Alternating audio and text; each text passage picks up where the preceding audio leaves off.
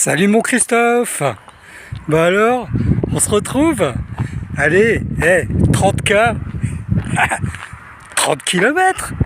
C'est parti.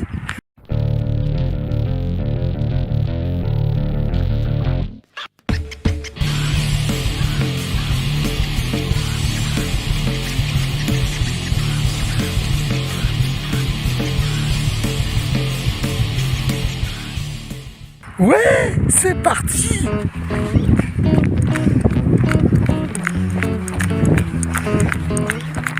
Ah bah félicitations mon Christophe, 30K abonnés, franchement t'as bien bossé hein. Grosso modo tu te fais 10K chaque année, donc théoriquement l'année prochaine c'est parti pour le marathon. Et ouais. Bon, je vais arrêter de courir parce que ça va vous donner le tournis. Bon. Ah, mon Christophe. Ta chaîne, elle a beaucoup évolué depuis l'année dernière, je trouve. Je suis au 5e kilomètre. Hein. Je suis désolé, j'ai commencé sans vous. C'est pour l'échauffement. Hein. 5 km pour échauffer les muscles, les tendons. Voilà, faut toujours partir échauffé. Hein. C'est un peu comme l'astronomie. Hein. Faut sortir son instrument, ses instruments facilement une demi-heure, 1 heure avant une séance pour la mettre en température. Ben là c'est pareil. Christophe, donc je disais, ta chaîne elle a quand même super changé parce que en fait c'est le bonhomme qui a changé. T'es passé à ça, hein, de la grande porte, comme on dit. Ça change un homme. Hein, et on peut pas se rendre compte de ce qui peut se passer dans la tête d'un bonhomme. À ce moment-là. Ta chaîne parfaite. Hein. Voilà, il suffit de s'abonner à ta chaîne. Et puis voilà, on y va. On va piocher dans toutes tes vidéos, tes centaines de vidéos. Je sais plus combien tu as de vidéos, mais c'est extraordinaire. Extraordinaire. Et puis toujours très simple, abordé de façon voilà, sans prise de tête, sans décor, sans fond vert, sans décorum, sans bidule et bazar. Voilà, c'est du nature, hein, tu es assis dans ta chambre ou sur ton balcon et puis voilà, quand tu nous parles, c'est comme ça que je vois la vie. Voilà. Et bon, écoute, donc ça c'était l'introduction des 30K, on va continuer et puis on va parler d'autres choses après.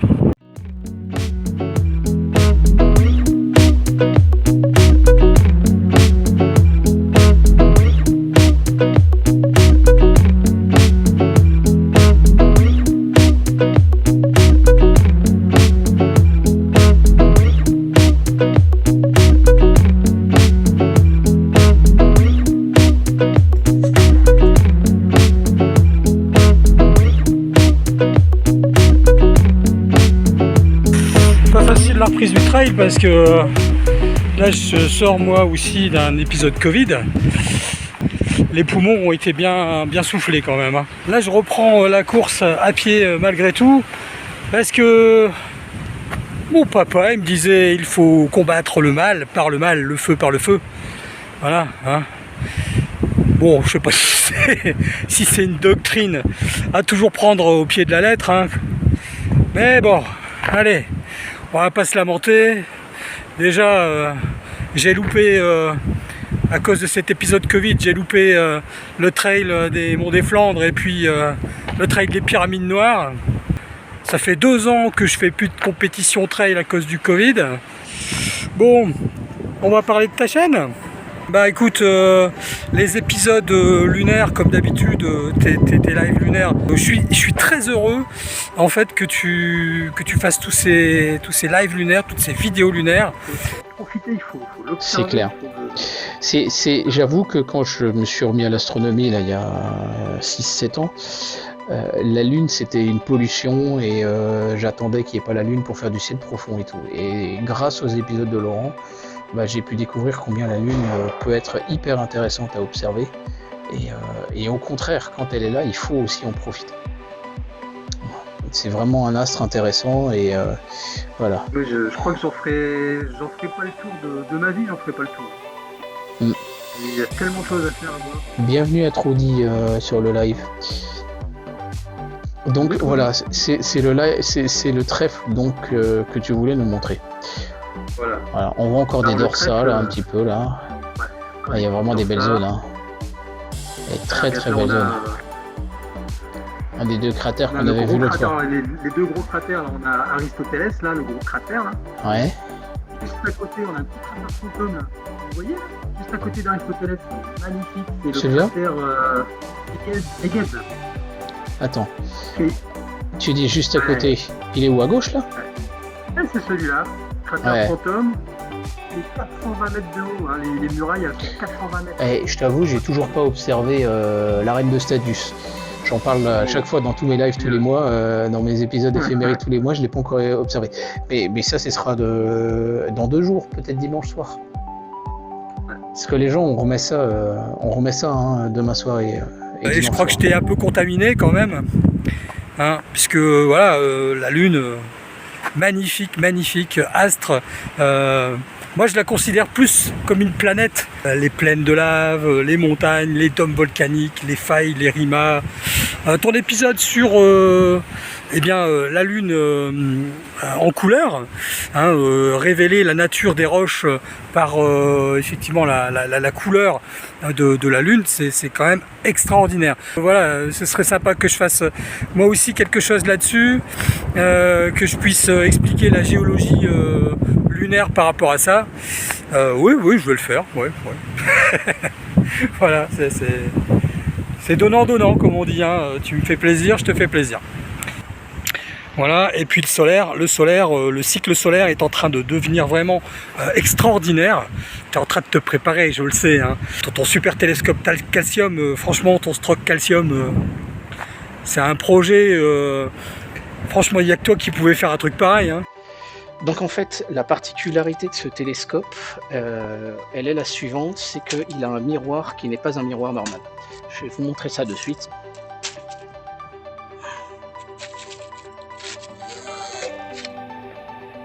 Hop là.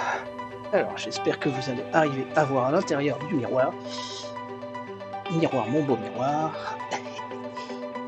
J'arrive pas... Voilà. Là vous avez des reflets orangés là. Que vous arrivez à voir normalement. En fait, ce miroir ne renvoie pas... Alors je vais poser au frais. La particularité de ce miroir est qu'il renvoie le rouge. Il renvoie un peu le bleu. Mais tout ce qui est entre les deux, il ne renvoie rien.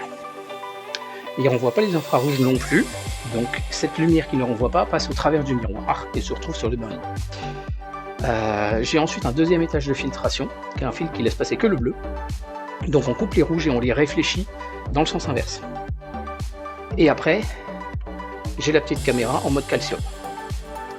Et donc avec ça, j'étais sur des temps de pause de 1,7 millisecondes à 0 de gain. Autant mieux vous dire que ça tabasse en termes de vitesse d'acquisition. Mais le problème de ça, c'est que toute l'énergie rentre dans l'instrument, il n'y a pas de filtre à l'ouverture, et donc en fait l'instrument chauffe extrêmement vite. C'est pour ça que je l'ai mis au frais, on pourra le ressortir éventuellement tout à l'heure. La Lune c'est bien, le Soleil, il y a des choses à dire. Voilà. Merci pour toutes ces vidéos lunaires, et merci pour les vidéos solaires que tu vas nous faire cet été. Je sais qu'elles vont être extraordinaires.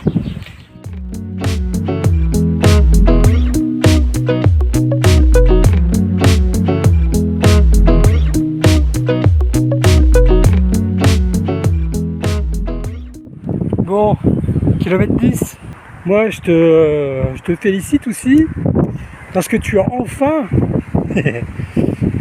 tu vas râler quand je vais te dire ça. Tu as enfin rejoint la grande famille des astronomes à la lunette. Je suis super content quoi. Tu nous as présenté ta lunette. C'est une 61 mm, hein, c'est pas un gros diamètre. Hein. Et tant mieux, tant mieux parce que on va pouvoir voir ce qu'elle a dans le ventre, cette petite Lulu. C'est une lunette apochromatique, c'est une ED, hein, une 61 mm ED. Bon, c'est du super matos. Ta vidéo, tu nous as présenté ta lunette, après tu nous as fait une petite vidéo sur le ciel profond avec cette petite Lulu. Franchement, elle est géniale. Génial, franchement génial. On a beau être photostroker, stroker fou, adepte du Newton, etc. La Lulu pour faire de l'astrophoto, les petites lunettes courte focale en version ED apochromatique, c'est de la balle. Franchement, c'est de la balle. Et tu vas nous régaler. Voilà, ben, je te remercie d'avance pour toutes les vidéos que tu vas nous faire avec ta Lulu. Ouais, allez, on continue.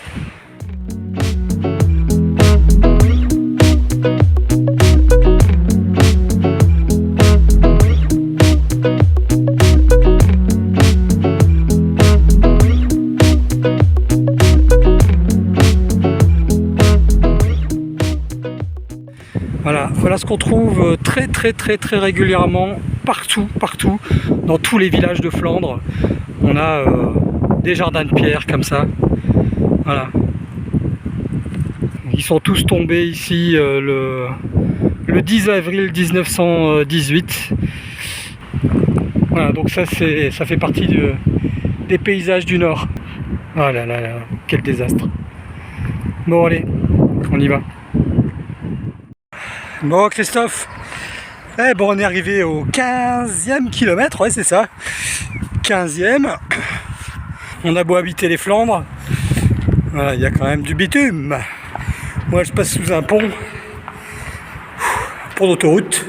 Bon Christophe, voilà, je voulais te dire que ta chaîne toujours très bien, et ce qui m'a fait plaisir, c'est quand tu as démarré du bricolage astro avec une imprimante 3D. Ouais, franchement. Donc avec un petit peu de vision et surtout prévoir une place pour pouvoir installer le bloc convertisseur, eh bien j'ai designé une première pièce dans laquelle on va pouvoir mettre notre écran. On mettra par-dessus finalement un plexiglas de 2,5 mm d'épaisseur, le même qu'on a utilisé dans l'écran à flat précédent. Donc on prévoit une épaisseur pour cela. Et ensuite on va faire une deuxième pièce. Cette deuxième pièce par contre, elle contient finalement un espace complètement évidé de forme cylindrique qui correspond au diamètre extérieur de l'embouchure.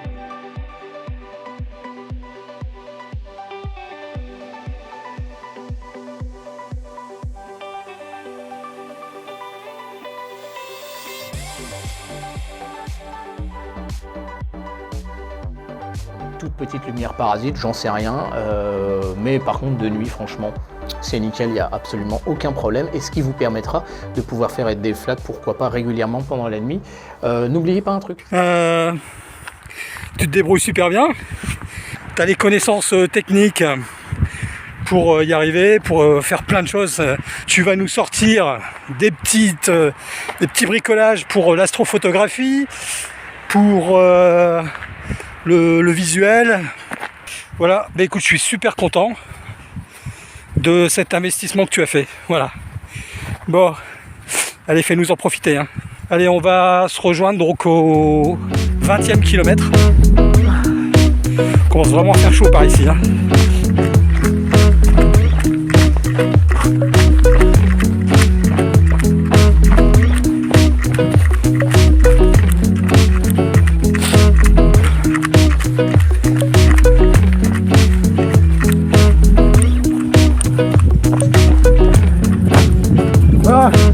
Un joli tas de fumier là. Ah, ça sent bon hein, les gars. Je vous le dis.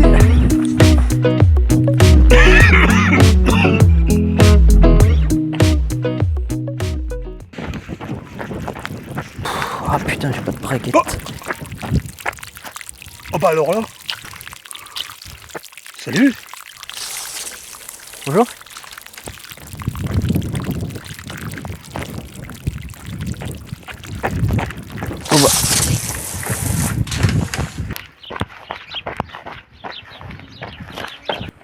Alors quand vous courez le long des chemins, là, vous avez ces grandes tiges avec des petites fleurs là.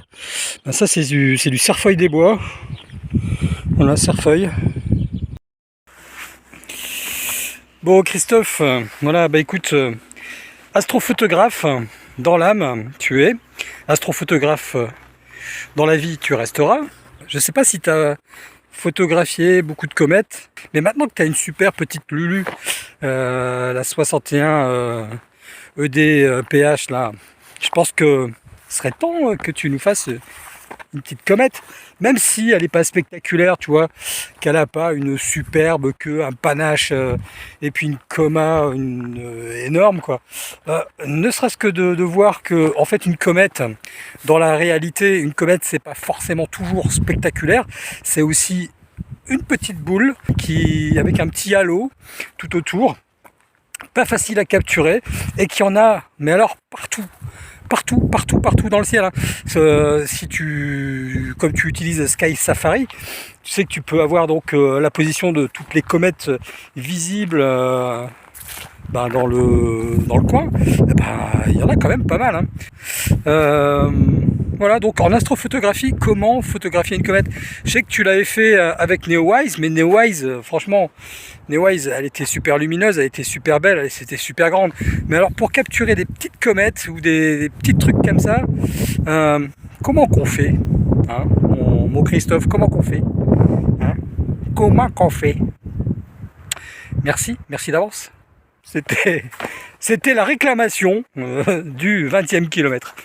Allez, je te laisse tranquille jusqu'au 25e.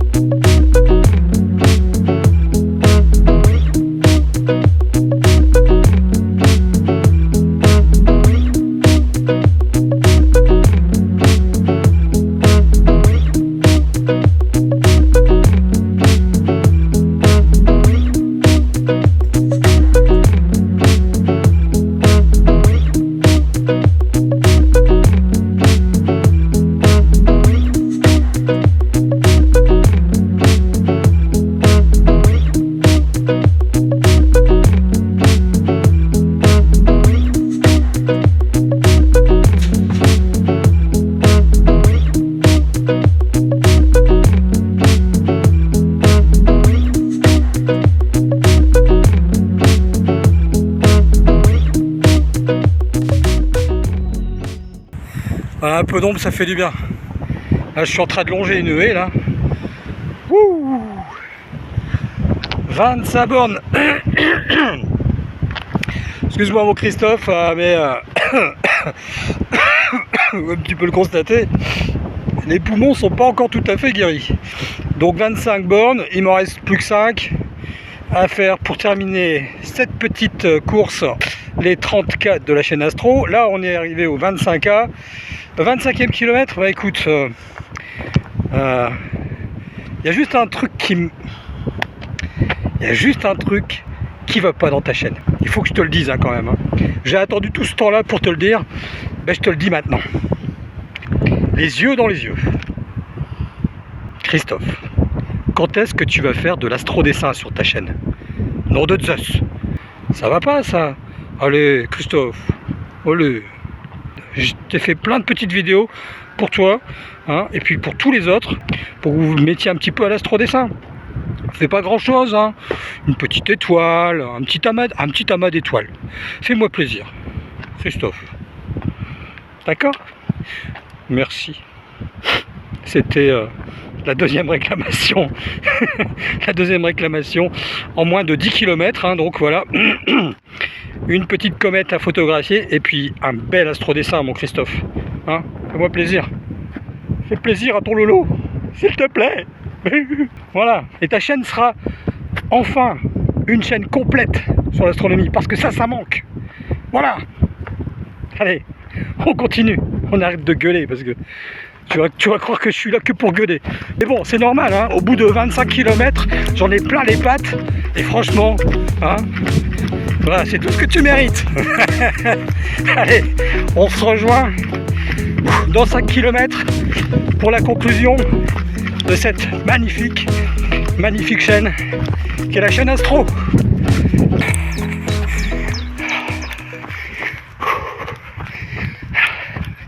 Ah, Sbrook, on est arrivé à la maison.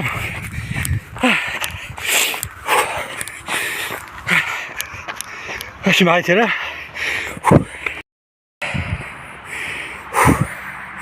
Ouais, Christophe, ça y est, on est enfin revenu sur Hasbrook. La boucle est bouclée. La maison, elle est là-bas, à 300 mètres. Bon, en conclusion, ben voilà. Je suis toujours fan de ta chaîne. Je loupe quasiment aucun épisode, ou alors si j'en loupe, là je me rattrape, hein, je les regarde par 2, par 3. Voilà. Allez, salut mon ami. Ciao, bye. Et puis, vous qui regardez, abonnez-vous à la chaîne Astro. Puis abonnez-vous dans la foulée à Astronomie à la lunette. Allez, je vous attends. Regarde-moi ça, regarde, le soleil là derrière. Ça fait un plan, un super plan à la Ennio Morricone. C'est trop bien.